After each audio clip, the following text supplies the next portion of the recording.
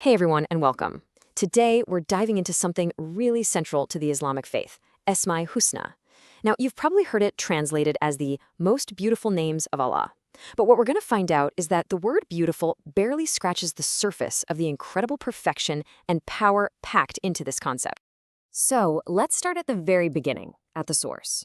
This whole idea of the most beautiful names comes from a direct instruction right in the Quran. On the surface, that seems simple enough, right? Call on God using these names. But what does that actually mean? And maybe more importantly, what is it that makes these names the most beautiful? Yeah, what does it really mean? Is it just that they sound nice, or is there something way, way deeper going on here?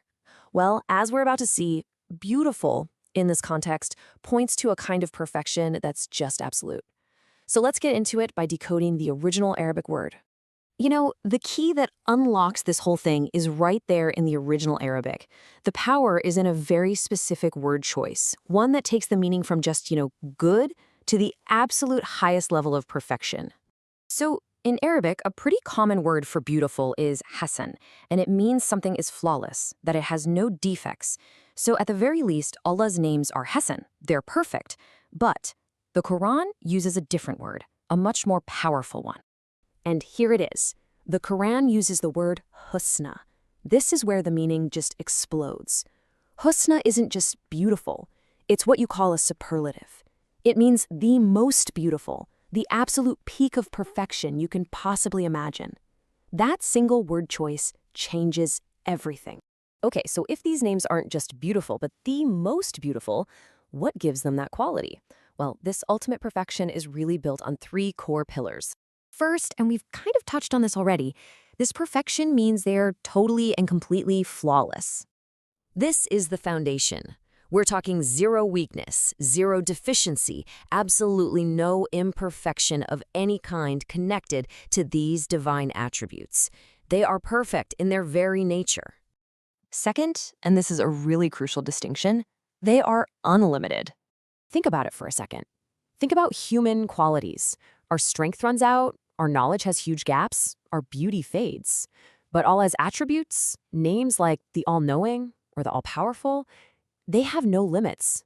They aren't tied to time or situations. They are absolute. They are infinite. And third, and this might be the most profound characteristic of all, is that these qualities are essential to God's very being. The word for this is zati, which means inherent, from the self. And this analogy on the slide explains it perfectly. Food gets its saltiness from salt, but where does the saltiness come from? It comes from itself. It just is salty. It's the same idea. Our knowledge is a gift from God, but God's knowledge, it comes from his own essence. These perfections aren't things he acquired, they're what he is. So, wow, we now have this incredibly deep picture of what husna means. Flawless, unlimited, and essential. Which brings us back to the second part of that verse, so call on him by them. How are we supposed to actually do that? Well, the source explains that this calling happens in three main ways. First, it's about proper naming, using these perfect names with respect. Second, it's about building a relationship, about starting a conversation. And third, it's about supplication, using the right name when we ask for something specific. Now, that second step, building intimacy, that can honestly transform a person's faith. It completely reframes the whole point of prayer, what's known in Islam as dua. And this is the key. Dua isn't meant to be just a divine shopping list we read off. It's supposed to be a dialogue. The main goal isn't just to get what you want. It's about the connection you're building. The asking part is actually secondary to the communication itself. I just love this analogy this source gives. Our needs, our problems, our requests, they're just the purchase. They're the excuse we use to go and visit the shop of the one we love. The real point isn't what we leave with, but the chance we got to see them and hear their voice. And this divine conversation, it can happen on different levels, right? It can be just with the tongue, just saying the words. It can be with a heart, a sincere prayer where you're really emotionally invested. Or, at the deepest level, it can be with your entire being, where your very existence becomes a kind of prayer that itself invites a response from God. And so we're left with this to think about. When prayer shifts from being a transaction to being a relationship, when it goes from a list of wants to a genuine conversation, everything changes. It becomes less about what you're asking for and all about who you're talking to.